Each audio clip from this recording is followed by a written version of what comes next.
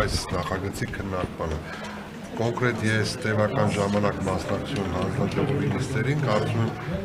այս կարգի տևական երկարատև քննարկման արժանացած որևէ նախագիծ չէր եղել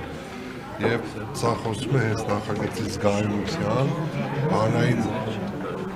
համերաշխության, արդարության զգացումի, հակասահմանադրականության կամ սահմանադրության հետ համապատասխանության մասին